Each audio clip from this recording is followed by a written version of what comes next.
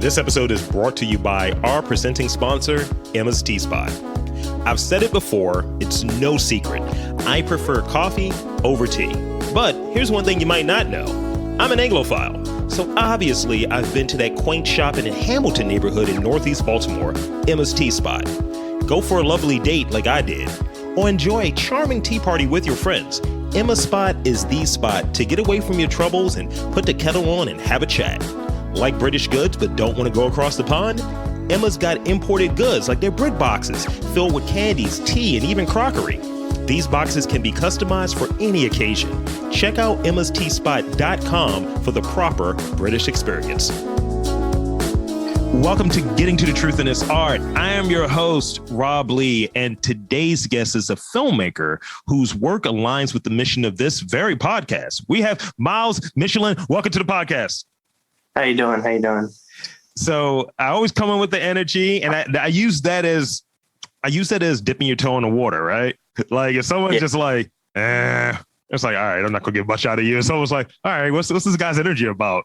But if someone's on the same page, I know it's gonna be fire, and I think we're gonna get some fire out of this. So okay. I buried the lead a little bit for those who are uninitiated. You're a young filmmaker. And your work is around just what we do here, basically showing Baltimore. And so I'm gonna let you describe it. Get into it. Describe what your work is about and the reasoning and the thinking going into like starting your work, and a little bit about your process. Okay, so I started off in filmmaking with. Let me see. What was it? Okay, so 11th grade, I did an internship at city schools. So that's where I got into like videography, and like that's where I got into camera work. I mean, my family was always big photographers. Mm-hmm. Like they always did a lot of photos. My grandfather, and both my grandparents were really great photographers. They did a lot of nature photography, and my mom is also a great photographer as well. So cameras always was around. I was always around cameras growing up, and I thought about video because photos, yes, it tells a story and it's a picture, but like I wanted more. Like there's more to this. So I started off at an internship in 11th grade with city schools in their media department with a guy named Jim Jobian, who I still work with, who I've worked with for I don't know, as long as I've been doing this. So he kind of put me onto interviews and like just camera stuff and tripods and all this crazy stuff. So when I saw that, I was like, yeah, this is what I want to do. This is like, I'm liking this. Like, this is it. Yeah. So yeah. you got dipped into it and was like, let's see what we got here. You know, you're learning something. You're like, oh, this is definitely of interest. Oh yeah. I was like, this is it. So in terms of like that process, right? So in very simple ways, because we don't want to give away the secret sauce. But what's that process like? Like, how do you go about like? One, what is your work ultimately? It's a video series from what I saw. So describe that to the folks. And how does that process look like in determining who you're going to maybe speak with or what areas you're going to film and things like that? Okay, so it all depends on there's always an idea. There's always an idea behind every film that we do. So whether it be based on, like every film is based on something or a topic. So it could be art, it could be the east side of Baltimore, the west side of Baltimore, and we just explore everything that's going on within that topic. Mm-hmm. And then so we find the people, we find the places, even the music and everything. It comes down to just everything that is based around the topic. So if that makes sense. Yeah, it does. So it appears that like a lot of your work is kind of really hitting on kind of what I touched on earlier, like we're for Baltimore, about Baltimore in this podcast, and a lot of your work kind of aligns with what we're doing here.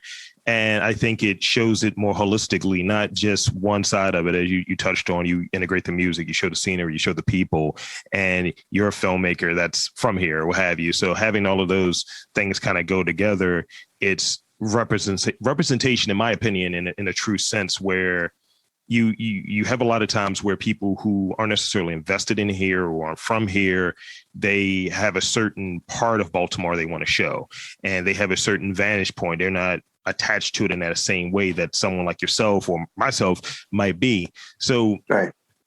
Why, and I think I know the answer, but why and when did you really get interested in showing Baltimore? And showing Baltimore, that's a good question. So like I said, I've lived here all my life, so almost 21 years now. I figured out that like I've gone through a lot of stuff negatively in the city. Yeah. Like there's been a lot of negative aspects of my life have been because of the city. And I'm like, well, there's got to be some type of positive in the city. Yeah. Like this can't be just a whole bunch of negative 24/7. And everybody who is from out of state, I have a lot of family out of state, and they're like, oh, you live in Baltimore, be safe, all the regular whatever stuff. And I'm like, it's not really always like that though. Like you got to kind of come here and be here for a minute to really see, and you got to look for it.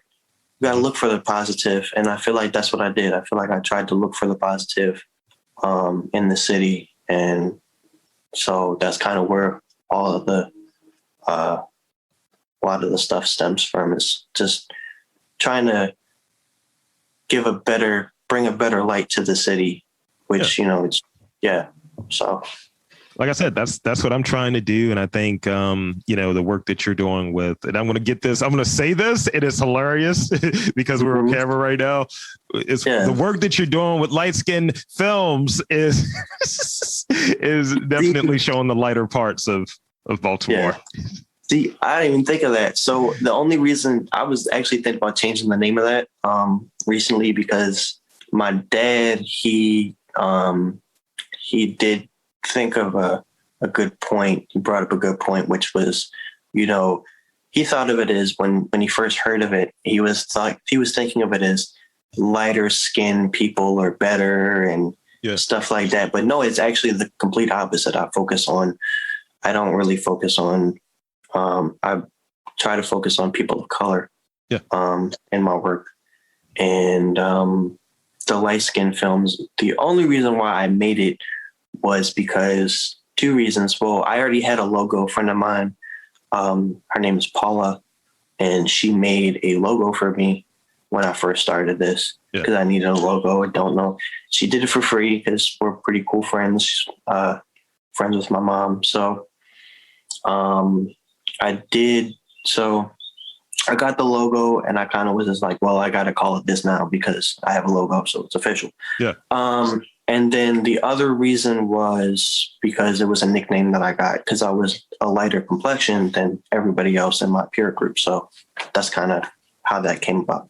Yeah. I mean, so it really has nothing. To do with like, oh, I'm a lighter person, so I'm better than you. No, it has nothing to do with that. I mean, I would call this like medium brown audio, but I don't think it has a ring to it. It's too many words, too many syllables, maybe. I'm not quite sure. Yeah. So as a filmmaker, right? I think that there are skills that are associated with all creatives that, they kind of go across the board, right? But for you, what skills, and they may not necessarily be technical skills, and we're kind of thinking outside of the technical space. What skills do you rely on most as a filmmaker?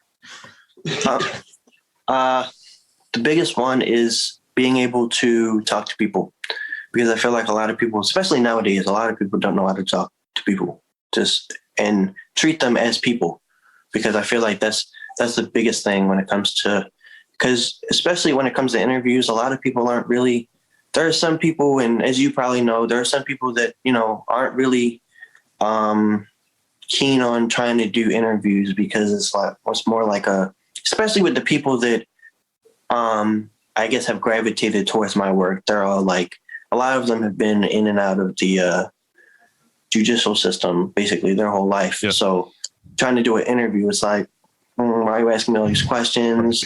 Yeah. So it's like, which I get it. I totally understand it. So, I mean, yeah, I think it's just, I kind of just like lost my train of thought here for a minute.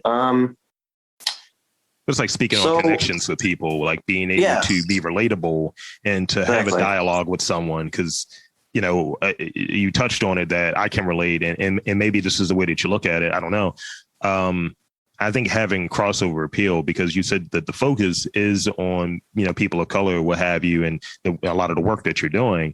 But I think like mine's is baked in because I'm a person of color, right? You're a person of color, but it's also, I think I'm not only doing that, which gives me that crossover appeal with the common thread being, are you from Baltimore and are you about Baltimore, and be able to have a conversation that's about some weird shit and being able to have a conversation that's about some real shit. And it could be a little bit of both. For all. Yeah. So, I mean, yeah. So yeah, that's what I kind of look at it. I think being able to have that crossover ability, because you're right. You had to be able to, I think, read a room or read a person. It's like, you rocking with this, or how far can this conversation go, and where does this conversation go? Because I find, and I don't know if you're in the same kind of spot or what have you. Maybe you can express some of the things that you've seen, maybe one or two examples that you've encountered. I'll say like some of the people that I've interviewed. So for context, like I've been doing this for, more than a decade, doing a podcast thing for more than a decade. And only up until the last couple of years doing interviews. So a lot of it was me and my circle of friends. We all know each other. We know all our quirks and all of that different stuff. But in ultimately doing a podcast like this and kind of not knowing the people for the most part. And then sometimes it's like, oh, we are now friends, or, oh, this person now hates me, or that hasn't happened. But, it's kind of that you're able to try to get a lot. And I've learned from these things and going through it of what works and what doesn't work. And sometimes taking in feedback. I've had guests that'll say, yeah, it'd be great if I could see your face to kind of get an idea if am I rattling on too long, or am I boring, or whatever. And I've also heard people are shy. So two of the things that I tried to integrate in there is having a green screen or a blurry background, and but having the visual, and also trying to talk with the people a little bit. They're people. They're not subjects, they're not content, they're people. So being able to have a real conversation, or the semblance of a real conversation, and make them more comfortable, and you're able to get a better conversation out of it, a more open conversation. So for you, what challenges have you encountered? You touched on earlier, some people aren't the most comfortable in terms of being on camera doing these interviews, but what are some of the challenges that you faced, like, in doing this project or doing these various projects, and what have you learned from it that's made you a better one? Because I get the sense that you're not a person that's going to keep doing the same thing. That's like, oh, that didn't work, let me try it again. I think you're going to kind of learn from it. So what was a challenge that comes to mind, and what did you learn from it to kind of improve? Two things. One, not everybody's going to like your work. I had to figure that out real quick, because there are some people that, not everybody's going to like what you do. You can do anything in the world. You can literally become the president of the United States. You can do literally anything, and there's always somebody that's going to be like, you should have did this instead, or you should have did this instead. But you know what? If you like what you do, and if you enjoy what you do, and if it's working for you, do it. Who cares? So that's one. And two, I learned also really quickly to be professional at all times, and to try to be, because at the end of the day, you're representing yourself, and you have to represent yourself in a way that's like, when they hear the name Myles Michelin, they don't hear, oh, that guy. He did that. Like him. You know what I mean? Yeah. So you gotta figure out, like, you always gotta be professional, and don't really take it to heart. Like, criticism is always going to be there. that other side. Not everybody's going to like what you do. So, just keep doing it. Yeah. If it's what you do, and if the majority of, if everybody else is like, yes, do this, or even if like, that, yes, keep doing this, do it, because it's going to pay off in some point. And there's always going to be, throughout the whole career, doesn't matter what you're doing, there's always going to be somebody that's going to be like, that shit phony. But, yeah, for real though, like that shit phony. Like I've heard of a bunch of people, like there's been a person, I'm not going to name any names, but there's been somebody who hit me up for an interview. Mm-hmm. And then I showed him my work and he was like, that shit phony. I'm not trying to do that. I'm like, okay, cool. Have a nice day. Yeah. And just keep it moving. But you don't sit on it and like, oh, he said my stuff is phony. Because you know what? Who are them? Who are they? You gotta have resilience, right? You gotta have that thing where, like, if you're going through the process, and I would imagine it's very similar to what I do. I have more calcified tissue. You're a baby in this game. but you're going to be a young legend. Whereas with me, like I said, I've been doing this thing for a while, but kind of nascent in doing it with other people. And there's a risk when you're reaching out to other people with something that it's like, I do this. This is valuable to me. It may not mean anything to you, or whoever the audience is, but this is valuable to me. So I'm going to have a vested interest in it and, not getting too sensitive or caught up in it. And, it's a lot of weird shit that goes down in DMs. It's a lot of weird responses and weird requests. And I'm like, yo, I don't want to do that. I just want to get this interview, or just different hoops. Like for Baltimore to be as small as it is and get this notion that there's nothing really popping here. I run into a lot of people who have 3 or 4 levels of gatekeepers that I have to get through to get a 30-minute, 40-minute interview. And I'm like, yo, I got the questions. Here's the questions. Can we get these approved? And it's not live. I'm not doing that. That's one thing. It's like, no, like I'm not going to go through 6, 7 different people to go to one person, because that means that, you feel like you're better than everybody else, I think, in a way. And you're like, you don't have the respect for me to come to me as a person, just a one-on-one. You have to have me go through X, Y, and Z person to go. No, I'm not doing that. There's been, and like I said, I'm not going to name any names. There's only been really one person, 1 or 2 people that have been like that. And I'm like, all right, you know what? You do you. I still hope that maybe one day we could try this again later down in my career, or yours, but for right now, I'm still going to support your music. Like I'm still going to listen to your music. It's not like, now I think your music is trash and fuck you, whatever. But it's phony. It's phony, but it's just not phony. But like, it's like, like your profession, like your attitude. Yeah, your attitude is phony as fuck, but what you do is not phony. That's the thing that I've run into, and this is not a bitch session or anything along those lines, but it's a real thing where, I don't hold the grudges, and I always I'm down to work and talk with whoever. And it's like, I definitely have a focus on, people that look like you and me, emerging artists, people that, that they kind of see what it's for. And the thing that always gets me is I've started to make a shift as to some of the guests that I may work with. And it's like, all right, how active are you? Are you following? Are you a listener? Do you know what I'm trying to achieve here? And, and it's community, and that's the thing that gets lost. Like some business owners that I've had on in earlier episodes, once the episode goes up, they don't know I exist. They don't even support the episode. They don't tell people to listen, check it out, anything. And it's like, yo, this was for you. This was a 30-minute conversation as a peek behind the curtain about you as an individual, not the person selling whatever the item is. And that's what I try to gain from this, or try to illustrate and amplify from this stuff of, you see them, the person's work, what they do, but it's deeper than that. It's deeper than, what they provide. They are a person, and let's get a little bit more about their story. And I will say 95% of the people are really chill and really get it.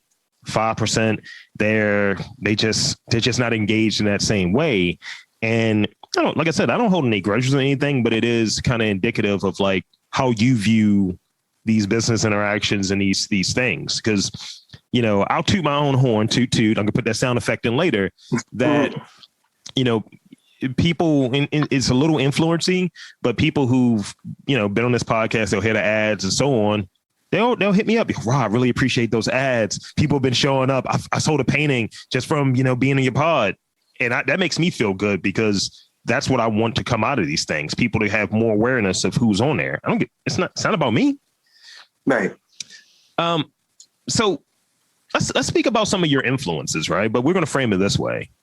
Speak about maybe a few directors that you like, films or TV programs that you're like, you know what? I'm going to take something from that. I'm going to, you know, that really, I like the way that they shot that. Or I like this man on the street notion, you know, hit me. Because it may be some things I'm not even expecting. Like, yeah, man, when I was watching Atlanta, you know, I took a lot from that. Right. So I don't know if you heard of Vice. Yeah. The network. That's basically like, that's like a lot of the stuff that I see on Vice is kind of like, that's a big influence for me. Like I watch a lot of just different stuff on YouTube. Like, and you know what? A lot of stuff isn't even stuff that I watch, it's stuff that I listen to. I listen to a lot of reggae music because I'm originally from Jamaica. Mm-hmm. Well, I'm not, but I am Jamaican. My father is originally from Jamaica. So listen to a lot of different types of music. And I feel like for me, music has nothing to do with what I watch at all. Really. It's really the music. Just gets me in that creative space. So I'm just like, okay, because I've, you know, like a lot of the stuff that like, especially conscious reggae is a lot of what I listen to. So Bob Marley, Peter Tosh, Burning Spear, stuff like that. That's what I really, that's what I kind of, when I listen to that, I'm like, okay, so let's think about how this relates to people in my city, because it does. It relates to people everywhere. So let's see how this relates to people in my city and how I can put that out there for other people to see. So yeah. It's one of those things of like, why am I doing this, and what do I hope to achieve with this? And it always takes you back to the root of what you're doing. And some people just do shit. They're just creating, and then they don't realize like you may have lost your way along the path. And sometimes doing that check-in and having something that re-engages you, and it may be a show that is, or it may be music, it may be something that is an influence. You're like, let me casually go back. And I do that with podcasts all the time, where it's like, oh, let me check in. And it's like, oh, wow. Yeah. I remember this. This is fun for them. Let me go back to having fun. Yeah. And that's another thing too. It's fun. It's fun for me. This is fun. And I told my mom, I was like, the minute this is not fun for me anymore. Like, yeah, I know work is, there's parts of work, there's parts of your job that, you know, you don't like that, you know, you have to do because it's like, it's life. Just like paying your bills is not fun, but you got to do it, you know? But once like the overall thing, once it's not fun for me anymore, I don't want to do it. I don't want it anymore. So why take up the space? And that's the way I kind of look at it. Like, you know, at one point I was doing 5 different podcasts a week. I'm doing 3 right now. And, you know, it was just different things that, you know, either people I was working with or just the show kind of ran its course. And it was like, this isn't fun for me. What's the next thing? Or how can I make this fun again? What's the better version of this? Yeah. And that's what I kind of aim to do. Let's see. I got 2 more questions. So demystify, because I'm an audio guy. I've done some video stuff. I have a web series that's in development, all of this different stuff. Demystify filmmaking for us. What's something that you've learned that is not as hard as when you thought it was when you first started? Like something that you're like, you know what, this is a lot easier than when I started. That's something a lot. And this is actually the one question that kind of stumped me, because there's one thing for me that's a lot harder for me to do. Would you frame it out? Okay, so editing. I hate editing. If I could hire an editor to do, I hate editing. My God, it's the worst thing. I can't do it. I mean, at some point, yeah. I mean, like for me, what I get out of filmmaking and what I get out of doing this is actually being there, talking to the people.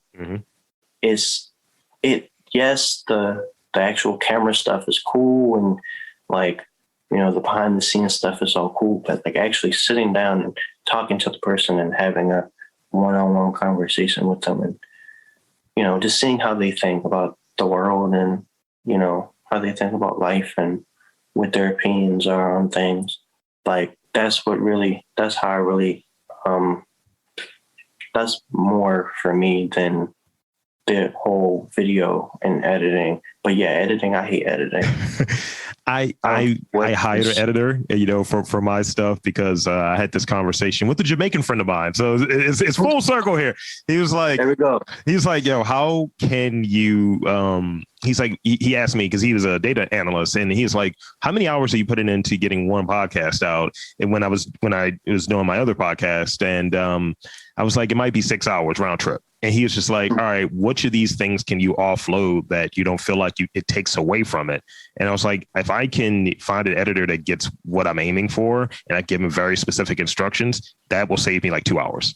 And he was then you need to find an editor, and started looking at it from that standpoint of like, what can I delegate? Because as I said earlier, you get so invested in what your work is. And it's like, how can I give part of this away and then do it in a very trustful way? Trustful way. Last question I have, and this is the one I told you about earlier. This is a pun. It's coming. You didn't get it. I didn't send it to you. I'm a big fan of puns, as I said. What does Myles Michelin want to accomplish in a good year? Got it. Okay. In a good year. You like that. You like that. I know. Yeah, that's actually a good one. Okay. So in a good year, I want to continue making videos, continue doing what I'm doing right now. Continue with the Instagram Live interview series that I'm also doing. Because due to COVID, I kind of had to stop doing some stuff. Like when COVID first hit, I had to kind of put the brakes on stuff. Yeah. So I had to put the brakes on stuff for a minute. So I kind of was like, well, there's a Instagram Live, which people can watch that. And I can interview people doing that. And that's actually started to get really popular a little bit. Like, that's good. I'm like booked up for June. Like every Friday in June, people have hit me like, yeah, I want one. I'm like, okay, cool. I mean, what is next for me? Probably continuing school, doing these videos still, and seeing where the wind blows, I guess. Hey, you gotta continually progress, and that's kind of what I'm getting. It's like wrap up school, get that degree, learn, and I would imagine the more hours that you put in doing, whether it be the IG Live, whether it be just getting back out there once people are vaxxed out and things are safer, and doing that, I think the more hours you have under your belt, the more you get from it. But it's a good project that you're working on, and I think as long as you're having fun and you're getting something out of it, that's a thing to be proud of. Definitely. I'm very proud of what I do. And I feel like the people around me, are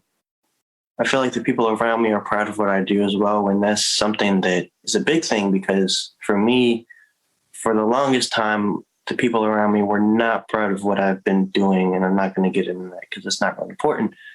But now that I'm actually doing something that's positive, and it's something that, because for the longest time I was lost. I didn't know what I wanted to do. Mm-hmm. So when I figured out, I was like, okay, this is it. It hit me one day. It was just like, this is it. What really hit me was there was a video that I did. It was called My Block Doc. It was a short film, short about just the block that I live on and community within the block and whatever. So I was walking down the street. So I put the video out on my YouTube channel, like I do with all my other ones. And I guess it went a little crazy. At least for me, it did. So I was walking down the street. I was just going for a walk. And there was this lady on her front porch. And she was like, hey, I saw your video on YouTube.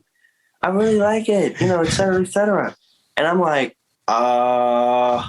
looking around like, who the fuck is she talking to? There's only one person right here, so obviously she's talking to me. So I'm like, thank you.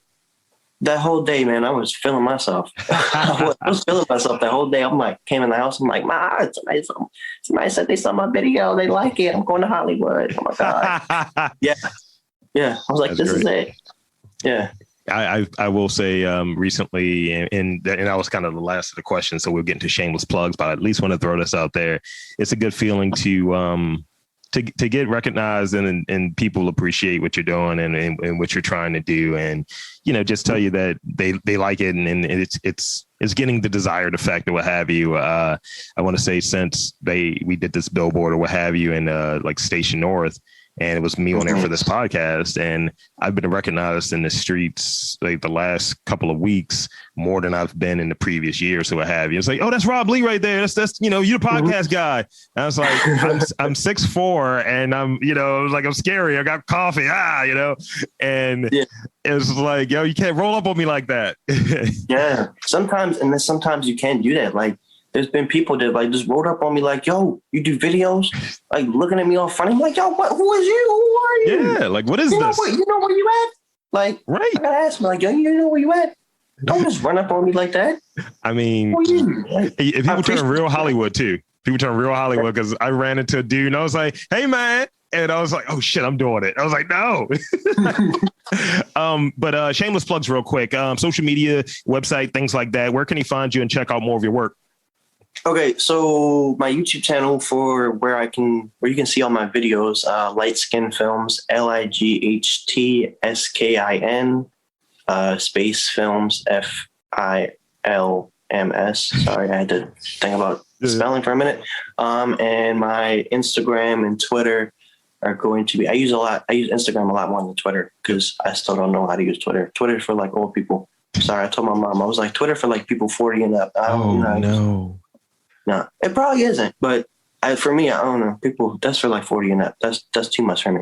But my Instagram and Twitter is going to be at Myles Michelin, which is MYLES MICHELIN. And that's kind of it. So there you have it, folks. Thank you for coming on to this podcast. This has been cool. Thank you for having me. So for Myles Michelin, I'm Rob Lee saying that there's art in and around Baltimore. You just got to look for it.